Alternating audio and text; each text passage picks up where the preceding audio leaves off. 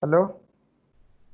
So the other important misnomer is this otosclerosis, right? So previously people found that there is very large amount of sclerostic changes occurred in the bone of the otic capsule or bony labyrinth. That's why they named it as a otosclerosis. But later on nowadays it is found that this bone is not, it is little more spongier than the sclerotic. That's why the correct name is otospongiosis, right? But because of, again, as the cholesterol terminology is been there since so many years, because of its wider uses, right? The same thing is true about otosclerosis also. Even being it is a misnomer, otospongiosis is the correct name. But as this otosclerosis name is there in the literature for more long period of years, right? And it is in wider usage. That's why this otosclerosis terminology is still there in the practice. Understood? Right? So now we will continue with this topic, otosclerosis. So this is in general the diagram of bony labyrinth or otic capsule. Right? This you can see the opening for the oval window. This is a cochlea. These are three semicircular canal. This is utricle and saccule. Right? When you cut open this otic capsule, we can see the such canals, cavities which are filled with this kind of a membranous labyrinth. Right? Now, does anyone knows when this inner ear development gets completed in a fetus? Hello? 20th month, 20th Okay. week. Week, yeah. So, in second trimester only, the inner ear development is almost complete, right? So, this all bony structure is already formed. And later on in our lifetime, there is no any remodeling takes place in this bony capsule. Otic capsule, right? This is the basic concept you remember, right? Whatever shape and configuration these inner ear structures have achieved in the intrauterine life, those changes they remain like that lifelong. There is no any bone remodeling taking place inside these structures, right? This provision may be given in the by the nature, because nature doesn't want to disturb this all delicate membranous labyrinth, its all structures and delicate physiology of the inner ear. But the disadvantage of this inability of remodeling is if you get any fracture in the bony labyrinth or inner ear, these fractures may not heal. They remain like that only, or they heal with a fibrous union. That's the problem. Because of less vascularity, there is no vascularity, there is no osteoblastic activity, there is no osteoclastic activity in a lifetime in this otic capsule, right? Then what is this otosclerosis? Now, this basic principle that there won't be any kind of bone remodeling activity in the inner ear bone or otic capsule, this basic principle is hampered in case of the people suffering from otosclerosis, right? Because of some or other reason, this bone remodeling properties they start. There is osteoclastic activity in the beginning. Some of the bone cells are resolved, and to fill up that, the again osteoblastic activity takes place, and the new bone deposition takes place in this otic capsule, and that we call it as a otosclerosis. Is it clear? Hello? Yes, sir. Yes, sir. So this is a basic principle. Now, what is it? Otosclerosis is a primary disease of bony otic capsule, right? It is a disease of bony otic capsule. Bony otic capsule means what? What we have just seen in a last diagram, right? That is a bony otic capsule. So this is a primary disease of this bony labyrinth, right? Bony otic capsule characterized by abnormal removal of mature bone by osteoclast.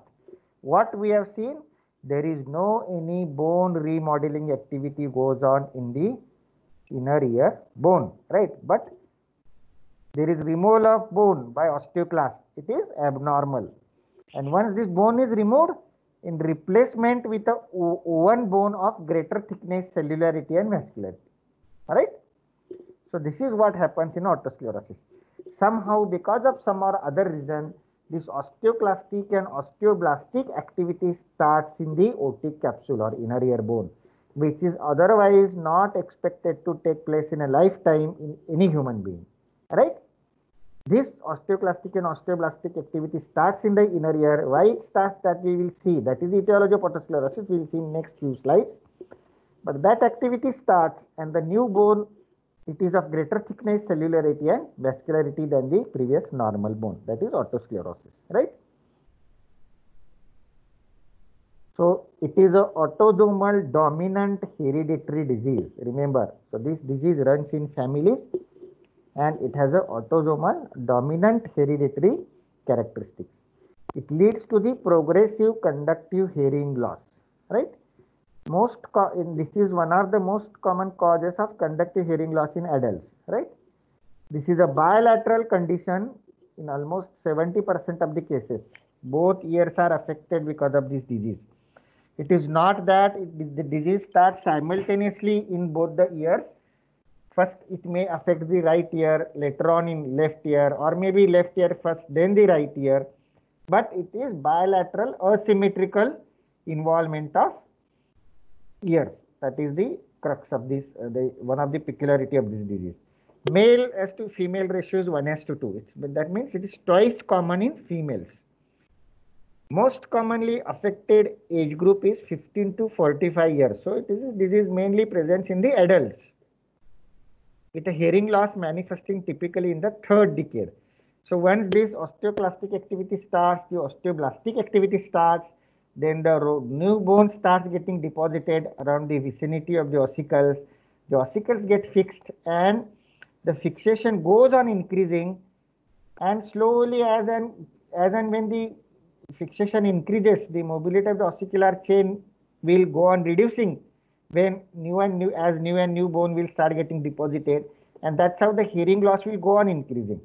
So initially when there is very less new bone deposition and very less hearing loss, the patient may not appreciate that they are having hearing loss.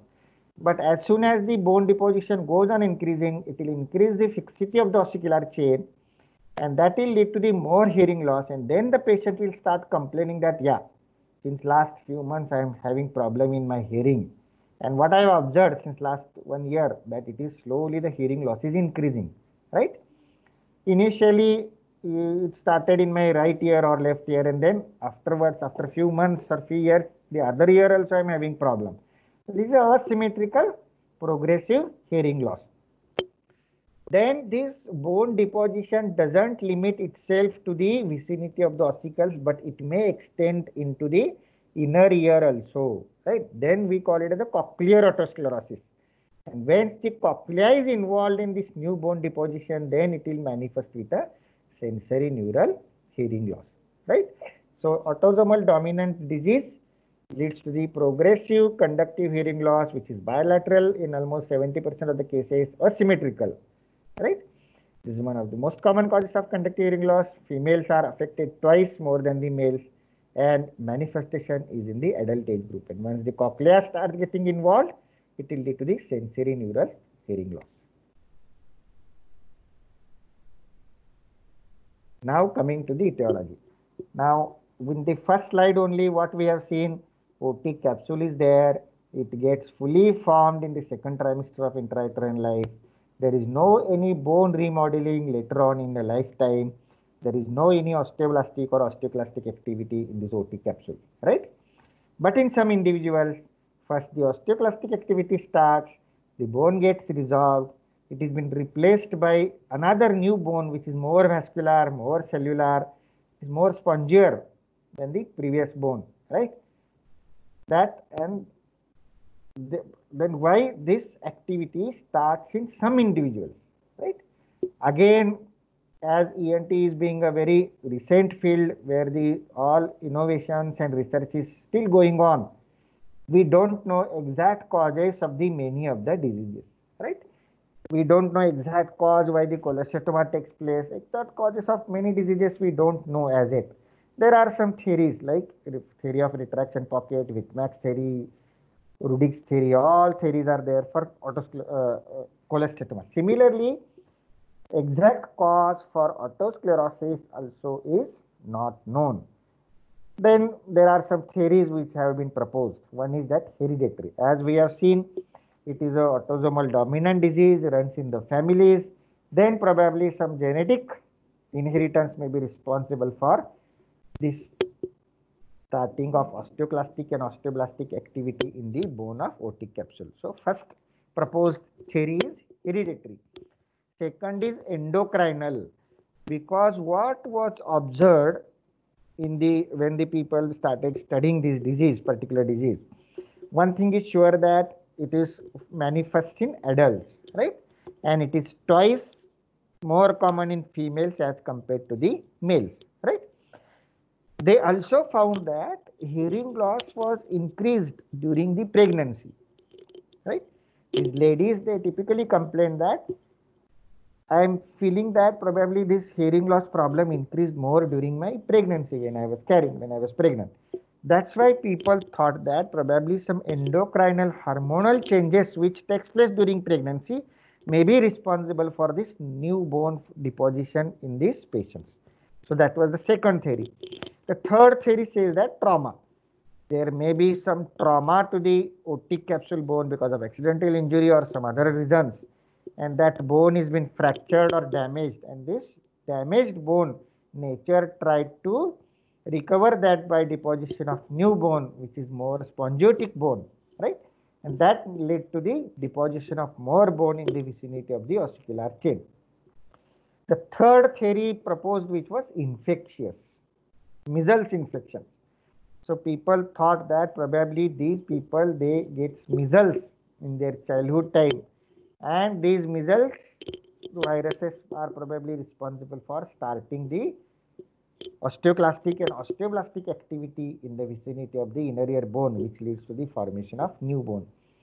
Some people say that it is autoimmune, or some vascular insults to the inner ear are probably the inciting factors for this new bone formation. So these are all theories. Exactly, we don't know, unfortunately. Still research is going on, but hereditary, endocrinal, traumatic, infectious, vascular and autoimmune, these are some proposed theories why this osteoblastic and osteoclastic activity starts in the otic capsule bone in some individuals, which is otherwise not expected to take place in our whole lifetime period in otherwise normal humans. So what exactly happens, right? Everybody is there? Hello? Yes, sir. Yeah. Yes, sir. If anyone has doubt, you can stop me and you can ask me in between, right? Yes, sir. So it is divided into the two phases. Early phase, that is spongiotic phase, what we call it as otospongiosis, and later on the bone becomes sclerotic or thick. But initially it is usually a spongiotic phase. Everybody can see the PPT? Hello? Yes, sir. Yes, sir. So early spongiotic phase, or we call it as autospongiosis. In this phase, we have got more of osteoclasts, right? Osteoclasts. And the active resorption of the bone is going on. So bone, what is there, it is getting resorbed and it is getting eroded. And when we do this, this bone is stained under eosin hematoxylin, we see a blue mantles. It stains blue. That's why it is called as blue mantles. And in these patients, we see short sign. What is short sign? When we do the otoscopic examination of the tympanic membrane of these patients, what we see, a pinkish hue is seen on the promontory through the intact tympanic membrane. This we call it as a short sight, right? So in early phase, osteoclastic activity is going on more. There is active bone resorption, and when we stain that bone with eosin hematoxylin, we see a blue staining, what we call it as the blue mantles. And as there are a lot of vascular activity and lot of dilated blood vessels are there on the promontory, we see a pinkish hue and what we call it as a short sign. Later on, this phase is been replaced by the sclerotic phase, which is indicated by new bone in the resorption areas. So whatever the area where the bone has got resorbed, that is replaced by the formation of new bone. New bone is dense and sclerotic. It stains red on the eosine hematoxylin, right? And initially it starts in the endochondral bone and then involves the endosteal and periosteal layer of the membranous labyrinth as the disease progresses. So these are two phases of the disease. So you can see this blue mantle. So blue mantle, right? So initial phase, spongiotic phase, and later on it becomes sclerotic, what is seen as a red on eosine hematoxylin staining.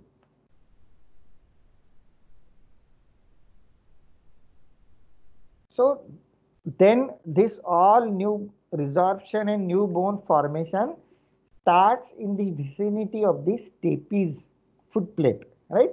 Where the stapes is attached to the inner ear at the oval window. In that area only this new bone formation starts, right?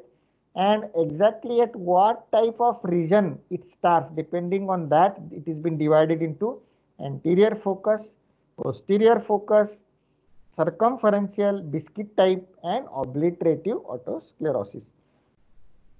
So anterior means it is anterior to the foot plate of the stapes at the region of fistula antifenestrum. Posterior means it spreads posteriorly from the oval window to the annular ligament.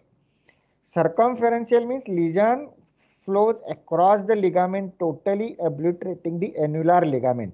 Annular ligament means what? It is the periphery of the stapes foot plate. So peripheral regions of the foot plate are being involved, and annular ligament is involved in this new bone formation. What is biscuit type? The lesion replacing entire foot plate, but no involvement of annular ligament, leading to solid foot plate. So Excuse me, sir. These slides are not changing, sir. not changing? Yes, sir. The slides are not changing. Okay, you Yes, sir. are stuck to what number slide? We are still on the first slide, osteosclerosis.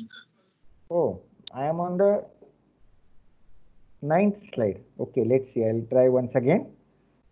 So just restart the PPT. Okay. Yes, sir. Someone has taken the control over the slide. I don't know which student. So you have to restart the PPT. Okay. Students I can could change. see the 4th slide. Yeah, sir. Someone has taken Yes, sir. control. Someone has taken over the control over the slide. But students can change the slides. Yes, sir. They have the option on their side. Okay.